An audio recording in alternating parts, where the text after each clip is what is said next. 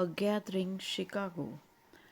One sunny Sunday in Chicago, several former classmates who were good friends in school gathered for lunch, having attended their high school reunion the night before.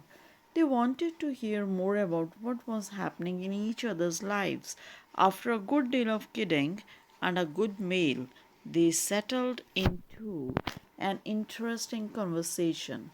Angela, who had been one of the most popular people in the class, said, "Life sure turned out differently than I thought it would when we were in school. A lot has changed." "It certainly has," Nathan echoed. They knew he had gone into his family's business, which had operated pretty much the same and had been a part of the local community for as long as they could remember. So they were surprised when he seemed concerned. He asked, "But have you noticed how we don't want to change when things change?" Carlos said, "I guess we resist changing because we are afraid of change." "Carlos, you were captain of the football team," Jessica said. "I never thought I would hear you say anything about being afraid." They all laughed as they realized that although they had gone off in different directions from working at home to managing companies, they were experiencing similar feelings. Everyone was trying to cope with the unexpected changes that were happening to them in recent years, and most admitted that they didn't know a good way to handle them. Then Michael said, "I used to be afraid of change. When a big change came along in our business, we didn't know what to do. So we didn't adjust and we almost lost it. That is," he continued, "until I heard a funny little story that changed everything." "How so?" Nathan asked. "Well, the story changed the way I looked at change from losing something to gaining something, and it showed me how to do it. After that, things quickly improved at work and in my life."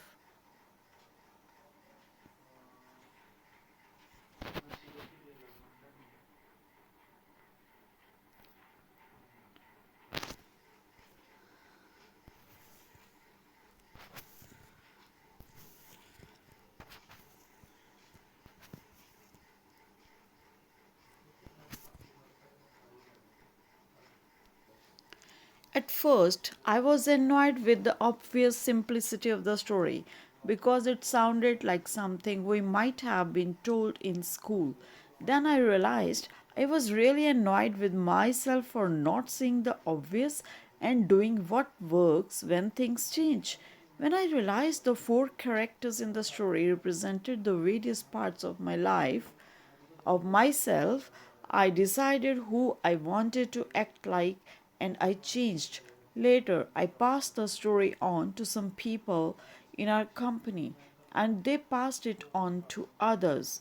And soon our business did much better because most of us adapted to change better. And like me, many people said it helped them in their personal lives. However, there were a few people who said they got nothing out of it. They either knew the lessons and were already living them, or more commonly, they thought they already knew everything and didn't want to learn. They couldn't see why so many others were benefiting from it. When one of our senior executives, who was having difficulty adapting, said the story was a waste of time, other people kidded him, saying they knew which character he was in the story, meaning the one who learned nothing new and did not change. "What's the story?" Angela asked. "It's called Who Moved My Cheese?" The group laughed. "I think I like it already," Carlos said. "Would you tell us the story? Maybe we can get something from it." "Sure," Michael replied. "I would be happy to. It doesn't take long." And so he began. Who Moved My Cheese? The story. Once, long ago in a land far away, there lived four little characters who ran through a maze looking for cheese to nourish them and make them happy. Two were mice named Sniff and Scurry, and two were little people, beings who were so as small as mice but who looked and acted a lot like people today. Their names were Ham and Haw. Due to their small size, it would be easy not to notice what the four of them were doing. But if you looked closely enough, you could discover the most amazing things. Every day, the mice and the little people spent time in the maze looking for their own special cheese. The mice, Sniff and Scurry, possessing simple brains and good instincts, searched for the hard nibbling cheese they liked, as mice often do. The two little people, Hem and Haw, used their complex brains, filled with many beliefs and emotions, to search for a very different kind of cheese with a capital C, which they believed would make them feel happy and successful. As different as the mice, the little people were, they shared something in common. Every morning, they each put on their jogging suits and running shoes, left their little homes, and raced out into the maze looking for their favorite cheese. The maze was a labyrinth of corridors and chambers, some containing delicious cheese, but there were also dark corners and blind alleys leading nowhere. It was an easy place for anyone to get lost. However, for those who found their way, the maze held secrets that let them enjoy a better life. The mice, Sniff and Scurry used the simple trial and error method of finding cheese. They ran down one corridor, and if it proved empty, they turned and ran down another. They remembered the corridors that held no cheese and quickly went into new areas. Sniff would smell out the general directions of the cheese using his great nose, and Scurry would race ahead. They got lost, as you might expect, went off in the wrong direction, and often bumped into walls, but after a while they found their way. Like the mice, the two little people, Hem and Haw, also used their ability to think and learn from their past experiences. However, they relied on their complex brains to develop more sophisticated methods of finding cheese. Sometimes they did well, but at other times their powerful human beliefs and emotions took over and clouded the way they looked at things. It made life in the maze more complicated and challenging. Nonetheless, Sniff, Scurry, Hem, and Haw all discovered in their own way what they were looking for. They each found their own kind of cheese. One day, at the end of one of the corridors in Cheese Station C, every morning after that, the mice and the little people dressed in their running gear and headed over to Cheese Station C. It wasn't long before they each established their own routine. Sniff and Scurry continued to wake early every day and race through the maze, always following the same route. When they arrived at their destination, the mice took off their running shoes, tied them together, and hung them around their necks so they could get to them quickly whenever they needed them again. Then they enjoyed the cheese. In the beginning, Ham and Haw also raced towards Cheese Station C every morning to enjoy the tasty new morsels that awaited them. But after a while, a different routine set in for the little people. Ham and Haw awoke each day a little later, dressed a little slower, and walked to Cheese Station C. After all, they knew where the cheese was now and how to get there. They had no idea where the cheese came from or who put it there. They just assumed it would be there. As soon as Ham and Haw arrived at Cheese Station C, each morning they settled in and made themselves at home. They hung up their jogging suits, put away their running shoes, and put on their slippers. They were becoming very comfortable now that they had found the cheese. This is great, Ham said. There's enough cheese here to last us forever. The little people felt happy and successful and thought they were now secure. It wasn't long before Ham and Haw regarded the cheese they found at Cheese Station C as their cheese. It was such a large store of cheese that they eventually moved their homes to be closer to it and built a social life around it. To make themselves feel more at home, Ham and Haw decorated the walls with sayings and even drew pictures of cheese around them, which made them smile. One read, "Having cheese makes you happy." Sometimes Hem and Haw would take their friends by to see their pile of cheese at Cheese Station C and point to it with pride, saying, "Pretty nice cheese, who?" Sometimes they shared it with their friends and sometimes they didn't. "We deserve this cheese," Ham said. "We certainly had to work long and hard enough to find it." He picked up a nice fresh piece and ate it. Afterward, Ham fell asleep, as he often did. Every night, the little people would waddle home full of cheese, and every morning they would confidently return for more. This went on for quite some time. After a while, Ham's and Haw's confidence grew into the arrogance of success. Soon they became so comfortable they didn't even notice what was happening. As time went on, Sniff and Scurry continued their routine. They arrived early each morning and sniffed and scratched and scurried around Cheese Station C, inspecting the area to see if there had been any changes from the day before. Then they would sit down to nibble on the cheese. One morning they arrived at Cheese Station C and discovered there was no cheese. They weren't surprised since Sniff and Scurry had noticed the supply of cheese had been getting smaller every day. They were prepared for the inevitable and knew instinctively what to do.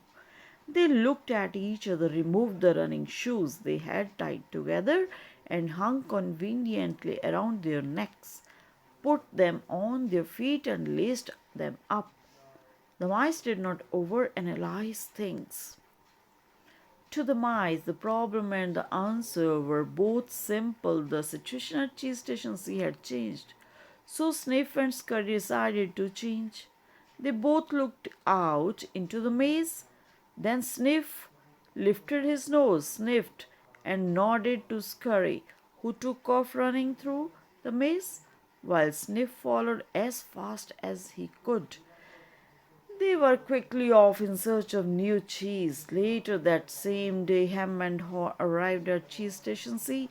They had not been paying attention to the small changes that had been taking place each day, so they took it for granted their cheese would be there. They were unprepared for what they found. "What? No cheese?" Ham yelled. He continued yelling, "No cheese! No cheese!" as they as though if he shouted loud enough someone would put it back. "Who moved my cheese?" he hollered. Finally, he put his hands on his hips, his face turned red, and he screamed at the top of his voice, "It's not fair!" Haw just shook his head in disbelief. He, too, had counted on finding cheese at Cheese Station C. He stood there for a long time, frozen with shock. He was just not ready for this. Ham was yelling something, but Haw didn't want to hear it. He didn't want to deal with what was facing him, so he just tuned everything out. The little person's behavior was not very attractive or productive, but it was understandable. Finding cheese wasn't easy, and it meant a great deal more to the little people than just having enough of it to eat every day.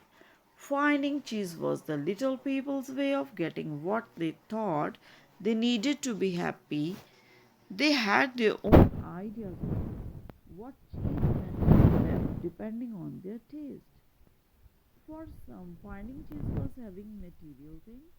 For others, it was enjoying good health or developing a spiritual sense of well being. For her, cheese just meant feeling safe, having a loving family someday, and living in a cozy cottage on Cheddar Lane. To Ham, cheese was becoming a big cheese in change of others and owning a big house atop Camembert Hill. Because cheese was important to them, the two little people spent a long time trying to decide what to do. All they could think of was to keep looking around Cheeseless Station C to see if the cheese was really gone. While Sniff and Scurry had quickly moved on, Hem and Haw continued to hem and haw. They ranted and raved at the injustice of it all. Hoss started to get depressed. What would happen if the cheese wasn't there tomorrow? He had made future plans based on this cheese. The little people couldn't believe it. How could this have happened? No one had warned them. It wasn't right. It was not the way things were supposed to be. Ham and Haw went home that night hungry and discouraged. But before they left, Haw wrote on the wall, "The more important your cheese is to you, the more you want to hold on to it." The next day, Ham and Haw left their homes and returned to Cheese Station C again, where they still expected somehow to find their cheese. The situation hadn't changed, the cheese was no longer there. The little people didn't know what to do.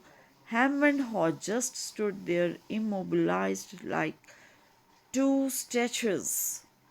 Haw shut his eyes as tight as he could and put his hands over his ears. He just wanted to block everything out. He didn't want to know the cheese supply had gradually been getting smaller. He believed it had been moved all of a sudden. Hen analyzed the situation over and over, and eventually his complicated brain with its huge belief system took hold. Why did they do this to me? He demanded. What's really going on here?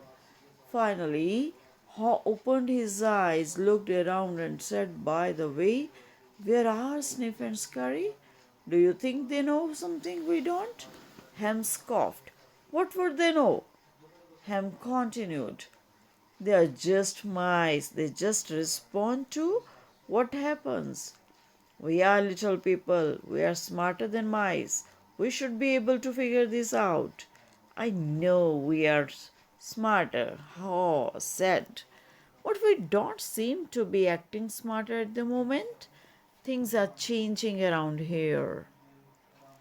Hmm, maybe we need to change and do things differently. "Why should we change?" Ham asked. "We are little people. We are special.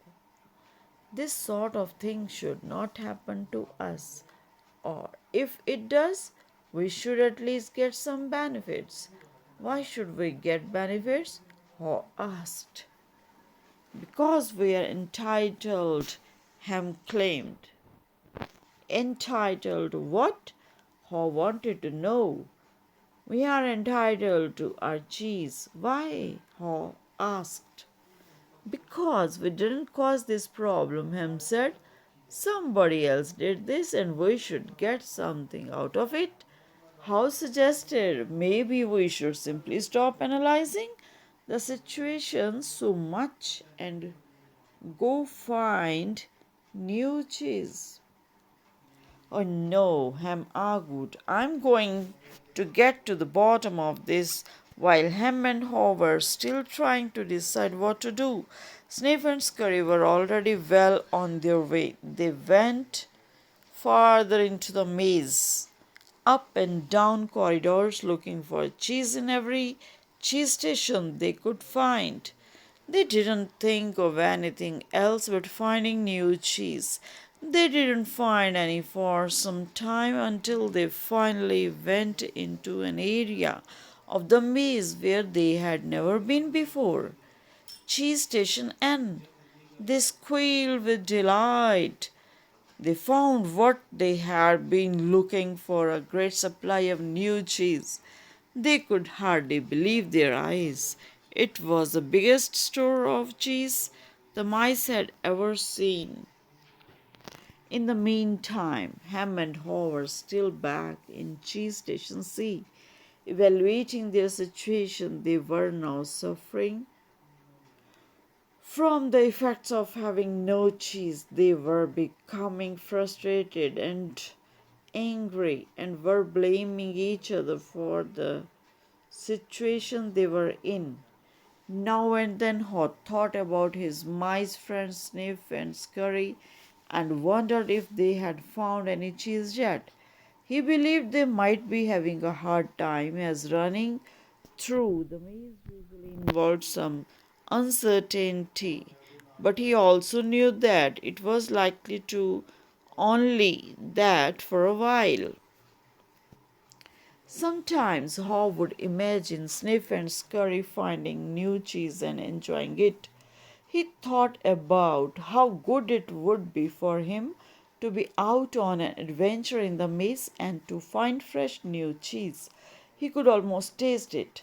The more clearly Haw saw the image of himself finding and enjoying the new cheese, the more he saw himself leaving Cheese Station C.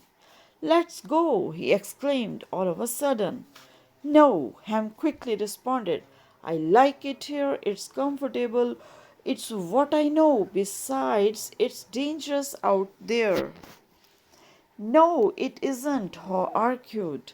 We have run through many parts of the maze before and we can do it again. I'm getting too old for that, Ham said. And I'm afraid I'm not interested in getting lost and making a fool of myself. Are you? With that, Haw's fear of failing returned and his hope of finding new cheese faded. So every day the little people continued to do what they had done before. They went to Cheese Station C, found no cheese, and returned home carrying their worries and frustrations with them. They tried to deny what was happening, but found it harder to get to sleep, had less energy the next day, and were becoming irritable. Their homes were not the nurturing places they once were. The little people had difficulty sleeping and were having nightmares about not finding any cheese. But Ham and Haw still returned to Cheese Station C and waited there every day. Ham said, You know, if we must work harder, we'll find that nothing has really changed that much. The cheese is probably nearby. Maybe they just hid it behind the wall. The next day, Ham and Haw returned their tools. Ham held a chisel, while the next day Ham and Haw returned with tools. Ham held the chisel, while Haw banged on the hammer until they made a hole in the wall of Cheese Station C. They peered inside but found no cheese. They were disappointed but believed they could solve the problem. So they started earlier, stayed longer, and worked harder. But after a while, all they had was a large hole in the wall. Haw was beginning to realize the difference between activity and productivity. Maybe, Ham said, we should just sit here and see what happens. Sooner or later, they have to put the cheese back. Haw wanted to believe that. So each day he went home to rest and returned reluctantly with Ham to Cheese Station C. But cheese never reappeared. By now the little people were growing weak from hunger and stress. Haw was getting tired of just waiting for their situation to improve. He began to see that the longer they stayed in their cheeseless situation, the worse off they would be. Haw knew they were losing their edge. Finally, one day, Haw began laughing at himself. Haw, look at us. We keep doing the same things over and over again and wonder why things don't get better. If this wasn't so ridiculous, it would be even funnier. Haw did not like the idea of having to run through the maze again because he knew he would get lost and have no idea where he would find any cheese, but he had to laugh at his folly when he saw what his fear was doing to him. He asked him, "Where did we put our running shoes?" It took a long time to find them because they had put everything away when they found their cheese at Cheese Station C, thinking they wouldn't be needing them anymore. As Ham saw his friend getting into his running gear, he said, "You're not really going out into the maze again, are you? Why don't you just wait here with me until they put the cheese back?" "Because you just don't get it," Haw said. "I didn't want to see it either, but now I realize they are never going to put yesterday's cheese back. It's time to find new cheese." Ham argued, "But what if there is no cheese out there? Or even if there is, what if you don't find it?" "I don't know," Haw said. He had asked himself those same questions too many times and felt the fears again that kept him where he was. He asked himself, "Where am I more likely to find cheese, here or in the maze?" He painted a picture in his mind. He saw himself venturing out into the maze with a smile on his face. While this picture surprised him, it made him feel good. He saw himself getting lost now and then in the maze, but felt confident he would eventually find new cheese out there and all the good things that came with it. He gathered his courage. Then he used his imagination to paint the most believable picture he could, with the most realistic details of him finding and enjoying the taste of new cheese. He saw himself eating Swiss cheese with holes in it, bright orange cheddar and American cheeses, Italian mozzarella, and wonderfully soft French camembert cheese. And then he heard him say something and realized they were still at Cheese Station C. Haw said, "Sometimes, Ham, things change and they are never the same again. This looks like one of those times. That's life. Life moves on, and so should we." Hall looked at his emaciated companion and tried to talk sense to him, but Ham's fear had turned into anger and wouldn't listen. Haw didn't mean to be rude to his friend, but he had to laugh at how silly that they both looked. At Haw prepared As Haw prepared to leave, he started to feel more alive, knowing that he was finally able to laugh at himself, let go, and move on. Hall laughed and announced, "It's May's time." Ham didn't laugh and he didn't respond. Haw picked up a small sharp rock and wrote a serious thought on the wall for Ham to think about. As was his custom, Haw even drew a picture of cheese around it, hoping it would help him to smile, lighten up, and go after the new cheese. But Ham didn't want to see it. It read, "If you do not change, you can become."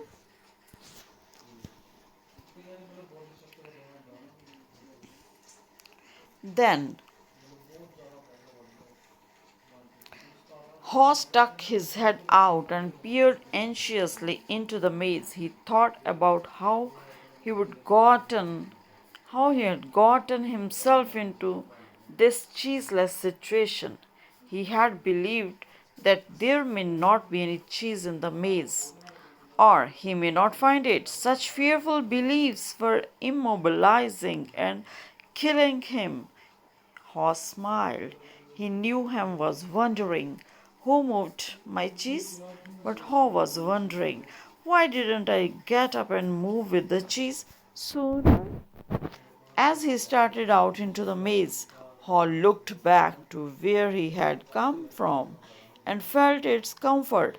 He could feel himself being drawn back into familiar territory, even though he hadn't found cheese here for some time.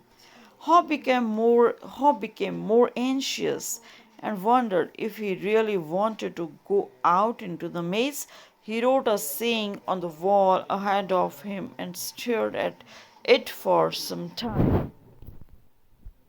What would you do if you weren't afraid?